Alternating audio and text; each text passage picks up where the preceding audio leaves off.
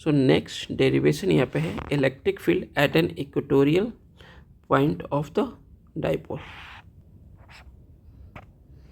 Equatorial point होता क्या है डाइपोल के लिए? यहाँ पे हमने सबसे पहले एक इलेक्ट्रिक डाइपोल कंसिडर किया है, ठीक है। तो इक्वेटोरियल पॉइंट क्या होता है? इक्वेटोरियल पॉइंट वो पॉइंट होता है जहाँ से both positive and negative charge same distance पे। एक पॉइंट तो इसका सेंटर हो गया, दूसरे ऐसे बहुत सारे ऐसे पॉइंट होंगे जो क्या हो रहा है, पॉजिटिव और नेगेटिव चार्ज सेम डिस्टेंस पे हो गया। तो इस लाइन को हम बोलते हैं इक्वेटोरियल लाइन बोलते हैं। क्या बोलते हैं इसको? इक्वेटोरियल लाइन बोलते हैं। तो इक्वेटोरियल लाइन पे हमने क्या किया, एक पॉइंट पी कंसिडर किया, ठीक है। ये जो पॉइंट पी है पॉजिटिव चार्ज से सेम डिस्टेंस पे होगा, नेगेटिव चार्ज से भी क्या होगा आपका, सेम डिस्टेंस पे होगा। दैट्स वाई इस लाइन को हम क्या बोला जाता है, क्या बोलते हैं, इक्वेटोरियल लाइन। ओके, सो यहाँ से पॉजिटिव चार्ज जो है सेंटर से ये डिस्टेंस पे है, एंड यहाँ हमने कंसिडर कर लिया let O P is equal to R, that is P point on equatorial line पे from the centre O R distance पे है। तो उस केस में जो ट्रायंगल आपका यहाँ बना ए ओ पी और B O P, both triangle यहाँ पे क्या है, एक राइट एंगल ट्रायंगल हो गया। तो फ्रॉम पाइथागोरस थ्योरम इस ए ओ पी में पाइथागोरस थ्योरम लगाएंगे तो ये डिस्टेंस जो होगा ए पी ये होगा आर स्क्वायर प्लस ए स्क्वायर। सिमिलरली पी बी क्या हो जाएगा, आर स्क्वायर प्लस ए स्क्वायर। ओके, चलिए हम बात करेंगे इलेक्ट्रिक फील्ड कितना होगा। जैसे पॉजिटिव चार्ज के द्वारा पी पॉइंट पे जो इलेक्ट्रिक फील्ड होगा ये away from the positive charge होगा। इसकी वैल्यू हम क्या लिख सकते हैं, ई प्लस क्यू के द्वारा, and due to the negative charge towards the negative charge, उसकी डायरेक्शन क्या होगी, नेगेटिव चार्ज की तरफ, क्या होगा, ई माइनस क्यू।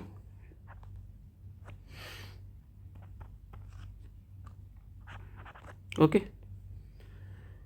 तो नेट इलेक्ट्रिक फील्ड क्या होगा, इन दोनों ही पॉजिटिव और नेगेटिव चार्ज के वेक्टर सम के बराबर होगा। तो नाउ हम यहाँ पर कंसिडर करते हैं कि ये जो एंगल बन रहा है, एंगल पी ओ ए, ठीक है, कितना एंगल बन रहा है, थीटा एंगल बन रहा है। ओके, चलो सबसे पहले हम फाइंड करते हैं ई प्लस क्यू क्या होगा। Electric field due to the positive charge ये हम निकाल लेते हैं। यहाँ पे क्या होगा, 1/4 pi epsilon naught Q upon a p, q upon a p का स्क्वायर। तो ये क्या बनेगा आपका, आर स्क्वायर प्लस ए स्क्वायर। अब चूंकि इलेक्ट्रिक फील्ड एक वेक्टर क्वांटिटी तो इसका हमें डायरेक्शन भी मेंशन करना पड़ेगा। तो ये किधर डायरेक्टेड होगा, directed along a to p, a p, ठीक है। Electric field due to the negative charge 1/4 pi epsilon naught Q upon are square plus A square, क्योंकि डिस्टेंस तो ये पी बी का भी डिस्टेंस कितना है आपका, same, square root of are square plus A square का होल स्क्वायर है। तो इसका स्क्वायर करेंगे तो स्क्वायर रूट हट जाएगा। इसकी डायरेक्शन क्या होगी, अब चूंकि नेगेटिव चार्ज के द्वारा जो इलेक्ट्रिक फील्ड होगा टुवर्ड्स द नेगेटिव चार्ज होगा, तो इसकी डायरेक्शन हो जाएगी पी बी। डायरेक्शन क्या होगी आपकी, पी बी हो जाएगी, directed along p B.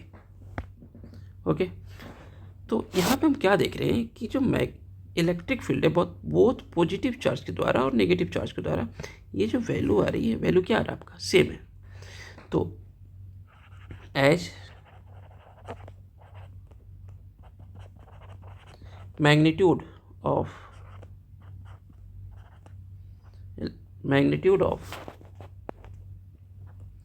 Electric field due to the positive charge and electric field due to the negative charge are same.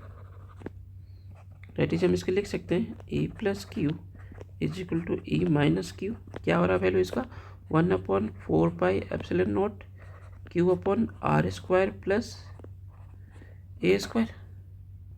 ठीक है, मैग्नीट्यूड तो सेम है बट डायरेक्शन अलग है। अब डायरेक्शन अलग है, वेक्टर है तो इसको वेक्टर से हम करेंगे।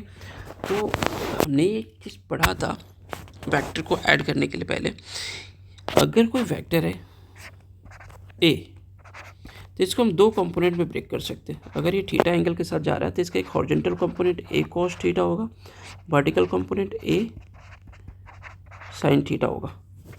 तो उस केस में हम यहाँ पर अगर देखें,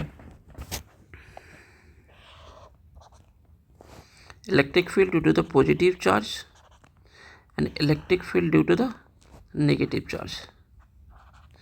तो electric field due to the positive charge, इसका अभी सपोज कर कितना एंगल है, एंगल क्या है, नेट इलेक्ट्रिक फील्ड की डायरेक्शन इस वे में जाएगी। तो ये अगर थीटा है तो ये भी कितना होगा, थीटा होगा। अगर थीटा एंगल है तो electric field due to the positive charge का दो कंपोनेंट होगा, एक प्लस क्यू कॉस थीटा, दूसरा plus q sine theta. Similar इसी तरीके से नेगेटिव चार्ज का भी होगा। नेगेटिव अगर ये थीटा है यहाँ पे तो ये एंगल भी कितना होगा, थीटा। उस केस में एक हॉरिजॉन्टल कंपोनेंट में यहाँ पर क्या बनेगा, minus q cos theta, vertical component में ई माइनस क्यू साइन थीटा। तो बोथ यहाँ पे हम क्या देख रहे हैं, ये इसका जो वर्टिकल कंपोनेंट जा रहा है बोथ इलेक्ट्रिक फील्ड के द्वारा, जो वर्टिकल कंपोनेंट दोनों एक दूसरे का अपोजिट है, तो net electric field in the vertical component क्या हो जाएगा, जीरो, क्योंकि दोनों इलेक्ट्रिक फील्ड एक दूसरे को कैंसिल कर देगा। तो इसके द्वारा कोई इलेक्ट्रिक फील्ड नहीं होगा। और जब कोई इलेक्ट्रिक फील्ड नहीं होगा तो इसको हम क्या कर सकते हैं, हटा देते हैं। ठीक है, तो नेट इलेक्ट्रिक फील्ड क्या हो गया, यहाँ पे नेट इलेक्ट्रिक फील्ड किसके द्वारा होगा, only due to the horizontal component. ठीक है, only due to the horizontal component. Okay, तो electric field at P, electric field at P ये इक्वल हो जाएगा प्लस क्यू कॉस थीटा। हाँ, बट ये तो वेक्टर क्वांटिटी है। अब इसकी डायरेक्शन क्या होगी, हॉरिजॉन्टल कंपोनेंट को ही तो डायरेक्शन लेना पड़ेगा। इसके लिए हम डाइपोल मोमेंट का सहारा लेंगे। नो, डाइपोल मोमेंट का जो डायरेक्शन होता है वो माइनस चार्ज से प्लस चार्ज की तरफ होता है। ठीक है, तो इलेक्ट्रिक डाइपोल मोमेंट की डायरेक्शन माइनस क्यू से प्लस क्यू की तरफ है। और यहाँ पे electric field due to the positive charge, horizontal component क्या उसके जस्ट अपोजिट है। तो यहाँ पे हम क्या लिख सकते हैं, माइनस ऑफ पी कैप। ठीक है, and electric field due to the again negative charge E minus q cos theta, इसकी भी डायरेक्शन है जस्ट डाइपोल मोमेंट का अपोजिट है। तो इस फॉर्मेट में हम लिख सकते हैं इसको। फाइनली अगर मैं इसको लिखे प्लस क्यू और माइनस क्यू का मैग्नीट्यूड सेम है ना, कॉस थीटा सेम है, तो इसको मैं कॉमन कर लेता हूँ विथ माइनस साइन के साथ। ये दोनों सेम ही है तो दोनों कॉमन क्या करना है, ऐड ही कर दो इसे। तो फाइनली क्या होगा, minus two E plus Q cos theta, both का मैग्नीट्यूड सेम है तो ई माइनस क्यू किसके बराबर हो गया, ई प्लस क्यू के। ओके, सो इसके वैल्यू जरा पुट करो, minus two electric field to positive charge या negative charge both are same है तो लिख सकते हैं इसको 1/4 pi epsilon naught Q upon are square plus A square cos theta. अब कॉस थीटा की वैल्यू कहाँ से निकालेंगे भाई साहब, यहीं से निकलेगा कॉस थीटा। इस ट्राइंगल में देखो, ट्राइंगल ए पी ओ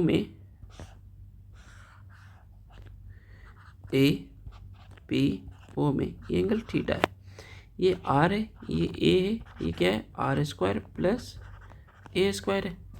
यहाँ से अगर हम कॉस थीटा निकालें, कॉस थीटा इसको क्या होगा, बेस अपॉन हाइपोटेन्यूज, तो A upon square root of are square plus A square. Okay, तो इसे जरा अरेंज कर लेते हैं, क्या हो जाएगा, -1/4 pi epsilon naught two q a denominator में हो गया r square plus A square, both are same ही टर्म्स है, इसके पावर 1 है इसकी पावर 1/2 ऐड कर देंगे तो पावर क्या हो गया 3/2, क्योंकि हमने एक्सपोनेंशियल में पढ़ रखा है a की पावर m और a की पावर n बेस सेम है तो पावर क्या हो जाता है ऐड हो जाता है। यहाँ पे पावर इसका क्या था, स्क्वायर रूट का मतलब पावर 1/2 होता है, और यहाँ पावर कुछ नहीं तो 1 है, तो 1 + 1/2 पावर 3/2 हो गया। Okay, now electric field, net electric field -1/4 epsilon not 2q है। डाइपोल मोमेंट की वैल्यू क्या होती है q × 2 है, सेम है, तो इसे क्या लिख सकता हूँ p/, हाँ यहाँ पे एक चीज़ छूटा हुआ था डाइपोल मोमेंट की डायरेक्शन के लिए, p/r² + a² की power 3/2 p। So this is the net electric field at an equatorial point of a dipole। हाँ यहाँ पे केस कर सकते हैं if r is greater than a, है ना, तो उस केस में r² + a² की जो वैल्यू होगी वो सिमिलर होगी किसके r² के। So electric field eight p -1/4 epsilon not p/, इसकी वैल्यू क्या होगी r² की पावर 3/2, 2 से 2 क्रॉस हो जाएगा, फाइनली क्या बचेगा आपका EP -1/4 epsilon not p/r³। This is the net electric field at equatorial point of a dipole। यहाँ पे इसकी डेरिवेशन खत्म होता है, ठीक है।